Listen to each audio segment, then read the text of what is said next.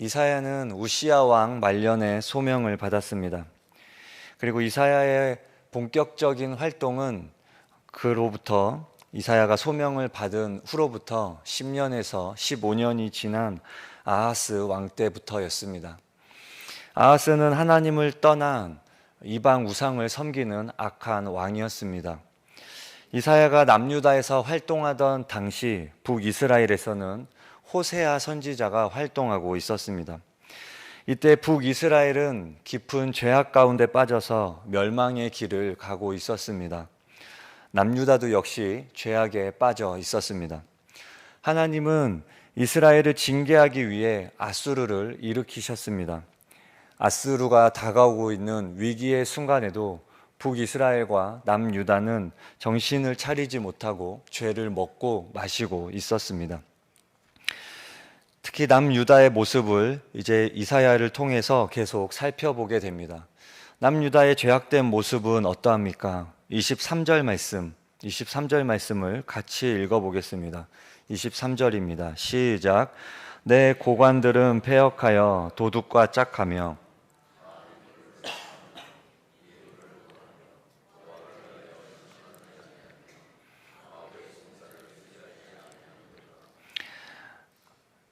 남유다의 죄악된 모습이 나오고 있습니다. 남유다의 지도자들이 도둑과 짝하여서 뇌물을 사랑하고 또한 고아와 과부의 이런 신원하는 소리를 송사를 외면하는 그런 모습들이 나오고 있습니다. 이러한 모습을 보면서 하나님이 탄식하십니다. 우리 21절 말씀 함께 읽어보겠습니다. 시작. 신실하던 성읍이 어찌하여 창기가 되었는고 정의가 거기에 충만하였고 공의가 그 가운데에 거하였더니 이제는 살인자들 뿐이로다. 아멘. 정의가 거기에 충만하였고 공의가 그 가운데에 거하였던 신실하던 성읍이 어찌하여 창기가 되었는고 라고 지금 하나님이 탄식하고 있습니다. 하지만 하나님의 탄식은 지금이 아직 은혜의 때이고 회복의 가능성이 있음을 암시하고 있습니다. 탄식은 아직 가능성이 남아있다는 것입니다. 가능성이 없다면 무관심하고 방관하게 됩니다. 하나님은 거룩하신 분이십니다. 하나님은 공의롭고 정의로우신 분이십니다. 그렇기 때문에 하나님은 심판을 통하여 이스라엘 백성들을 정결하게 하고 회복시키실 계획을 하시는 것입니다. 우리 25절과 26절 말씀 함께 읽겠습니다. 시작. 내가 또 내 손을 내게 돌려 내 찌꺼기를 잿물로 씻듯이 녹여 청결하게 하며 내 혼잣물을 다 제하여 버리고 내가 내 재판관들을 처음과 같이 내 모사들을 본래와 같이 회복할 것이라. 그리한 후에야 내가 의의 성읍이라 신실한 고울이라 불리리라 하셨나니. 하나님은 이스라엘 백성들을 회복시키실 계획을 하십니다. 그래서 다시 의의 성읍이라 신실한 고울이라 불릴 수 있도록 하나님은 다시 회복시키시려고 하시는 것입니다. 하나님은 지금 너희의 찌꺼기를 잿물로 씻겠다고 하십니다. 너희의 찌꺼기, 너희의 죄악된 찌꺼기를 잿물로 씻겠다는 것입니다. 하나님은 이스라엘 백성들을 얼마든지 내치고 다른 민족을 선택하실 수 있습니다. 새롭게 인류를 다시 만들어서 자기 백성을 삼으실 수도 있습니다. 그런데 하나님은 계속 실패하고 있는 그 이스라엘 백성들을, 반복해서 실수하고 있는 이스라엘 백성들을 다시 회복시키시려고 하십니다. 옷이 더러워지면 버릴 수 있습니다. 그러나 우리가 아끼는 옷은 다시 세탁을 해서 세탁소에 맡기든지 해서 다시 깨끗하게 합니다. 고대에는 비누가 없던 시절입니다. 그래서 잿물을 통해 세탁을 합니다. 이 잿물이라는 것을 인터넷에 검색해 보면 나무를 태운 재에 물을 부어 침전시킨 후에 걸러서 얻어지는 물이다라고 말합니다. 이 물이 알칼리성을 띠기 때문에 세탁에 효과가 있다고 합니다. 비누가 나오기 이전에는 세탁에 이 잿물이 많이 사용되었습니다. 하나님이 잿물로 이스라엘을 정결하게 하려고 하십니다. 이스라엘을 돌이키게 하기 위해서 지금 수고를 하고 계십니다. 너무 심하게 더러워진 옷은 버리는 게 더 쉽습니다. 깨끗하게 만드는 게 더 어려운 일입니다. 그런데 지금 하나님이 어려운 방법을 선택하고 계십니다. 죄악으로 인해 너무 더러워져서 깨끗하게 만들기 힘들어 보이는 이스라엘을 지금 하나님이 잿물을 통해 깨끗하게 만들려고 하십니다. 참 수고스러운 일입니다. 하지만 이것이 하나님의 열심입니다. 이스라엘을 향한 하나님의 열심인 것입니다. 그래서 하나님은 이스라엘을 다시 의의 성읍, 신실한 고울이 되게 하실 작정이신 것입니다. 우리가 죄를 지으면 버려지고 끝나는 것이 아닙니다. 하나님이 우리의 삶을 붙드셔서 회개의 자리로 이끌어 가십니다. 이것이 하나님의 열심이고 사랑인 것입니다. 우리가 잘나서 스스로 돌이킬 수 있는 것이 아닙니다. 하나님의 열심이 우리를 회개의 자리로 이끌어 가시는 것입니다. 그리고 우리를 의의 성읍이라, 신실한 성읍이라 불릴 수 있도록 우리를 만들어 가시는 것입니다. 우리 18절 말씀을 함께 읽어보겠습니다. 18절입니다. 시작. 여호와께서 말씀하시되 오라 우리가 서로 변론하자. 너희의 죄가 주홍 같을지라도 눈과 같이 희어질 것이요 진홍같이 붉을지라도 양털같이 희게 되리라. 아멘. 하나님은 지금 오라 이렇게 말씀하십니다. 오라고 하십니다. 하나님이 너 좀 와봐라. 혼나야 되겠다. 이리로 와라. 이런 뉘앙스로 오라고 하시는 것이 아닙니다. 우리를 초청하시는 것입니다. 우리를 축복의 자리로, 회복의 자리로, 회개의 자리로 지금 초청하시는 것입니다. 그리고 서로 변론하자 이렇게 말씀하십니다. 변론하자는 것은 이성적으로 옳고 그름을 따져보자는 것입니다. 하나님 입장에서 무슨 변론이 필요하겠습니까? 하나님이 진리이고 선함 그 자체이신데 하나님 앞에서 옳고 그름을 따져보는 것이 무슨 의미가 있겠습니까?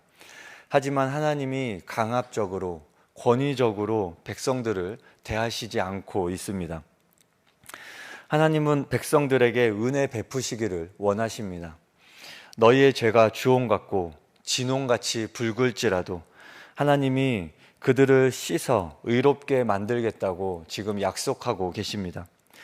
당시에 물감이 발달하지 않았던 시대에 주홍이나 진홍은 가장 자극적이고 눈에 띄는 색이었습니다. 이런 자극적인 색을 하나님은 눈처럼 양털처럼 희게 만들겠다고 하십니다. 하나님이 백성의 죄를 용서하시면 모든 것이 원점으로 돌아가 다시 시작할 수 있음을 지금 의미하는 것입니다. 하나님은 이스라엘이 죄로 더럽고 악으로 부패하였다 할지라도 그 상태로 있게 두지 않겠다고 하십니다. 가나안은 죄로 인해 진멸당했습니다. 그러나 이스라엘은 그렇게 두지 않겠다고 하시는 것입니다. 하나님의 백성도 죄를 짓습니다. 오히려 더 악하게 죄를 지을 때도 있습니다. 그러나 하나님은 그것으로 끝나게 두지 않겠다는 것입니다. 너희의 죄가 주홍과 같고 진홍같이 붉어서 너의 죄가 구분이 안 되는 지경까지 갔을지라도 나는 너를 죄에서 구하고 악에서 건져내겠다 말씀하시는 것입니다. 다시 순백의 색으로 돌이키겠다. 다시 새롭게 시작할 수 있도록 하겠다라는 것입니다. 그러나 인간은 또 실패합니다. 이스라엘은 계속 실패하고 또 실패할 것입니다. 하나님이 모르시지 않습니다. 알파와 오메가, 처음과 끝, 이미 모든 순간이 하나님의 책에 기록되어져 있습니다. 그러나 하나님이 말씀하십니다. 너가 다시 죄를 지어서 준홍과 진홍처럼 얼룩지더라도 나는 너를 구할 것이다. 나는 너를 포기하지 않을 것이다. 이것이 하나님의 마음인 것입니다. 주님과 우리가 어떻게 대면하고 또 우리가 우리 자신을 어떻게 변론할 수 있겠습니까? 죄 지은 자는 보통 부끄러움을 느낍니다. 고개를 들 수 없습니다. 그리고 포기하게 됩니다. 그런데 주님은 우리가 포기하고 부끄러워서 숨을 자리까지 숨어 있는 그 자리까지 찾아오셔서 우리를 끌어내시는 것입니다. 심판이 아니라 회복과 구원인 것입니다. 살리려는 의지인 것입니다. 생명을 향한 주님의 뜻인 것입니다. 이사야는 북이스라엘의 멸망을 지켜보았습니다. 북이스라엘이 전쟁을 못해서 전략이 부족해서 아수르가 강해서 멸망한 것이 아닙니다. 근본적인 이유는 하나님을 만홀히 여기고 말씀을 떠나서 죄악된 길을 걸었기 때문입니다.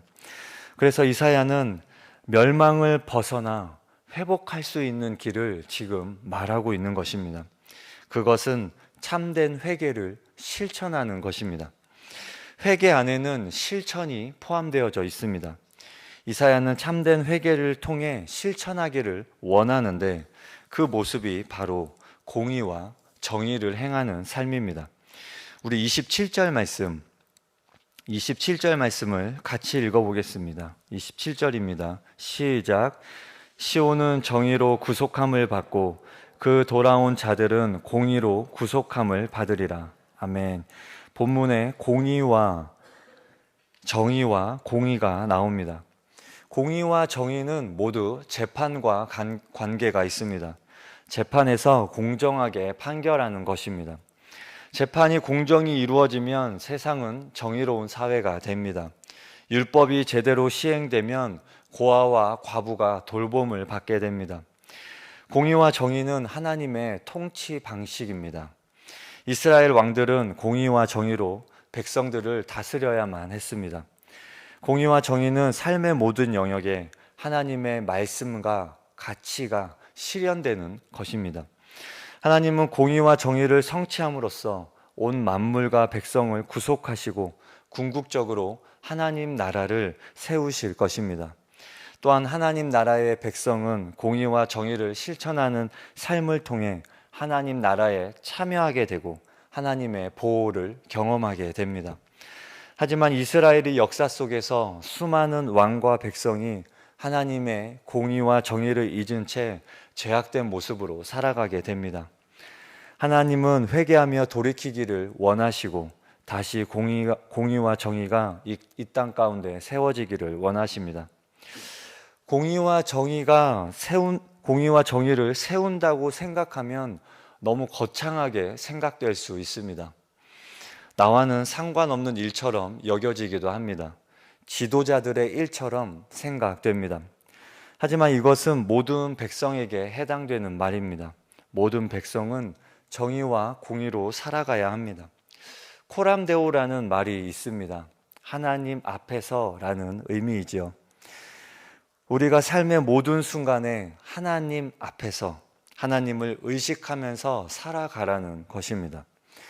재판관은 재판할 때 하나님 앞에서 코람데오의 정신으로 재판해야 합니다. 재판관과 과부, 재판관과 고아, 어느 쪽이 더 강자입니까? 재판관이지요. 고아와 과부는 사회적 약자입니다. 그러나 재판관이 고아 곁에 계신 하나님을 볼 수 있다면, 재판관이 과부 뒤에 서 계신 하나님을 볼 수 있다면 그는 바르게 판결할 것입니다. 이것이 하나님을 보는 눈입니다. 경외함입니다. 경외함이 있을 때 약자에게도 공정한 판결을 할 수 있는 것입니다. 우리에게도 강자들이 있습니다. 한국은 체면 문화가 있어서 사람의 이목이 있는 곳에서는 스스로 조심합니다. 그러나 약자 앞에서는 마음대로 행하기도 합니다. 우리 안에도 하나님을 보는 눈, 감찰하시는 하나님을 감각할 수 있는 경외심이 있어야 할 것입니다. 이렇게 하나님을 의식하며 경외하며 살아갈 때 공의와 정의가 세워지는 것입니다. 무언가 거창한 일을 하는 것보다 삶의 소소한 일상 속에서 하나님을 의식하면서 살아갈 때 하나님의 말씀이 삶 가운데 세워지는 것입니다.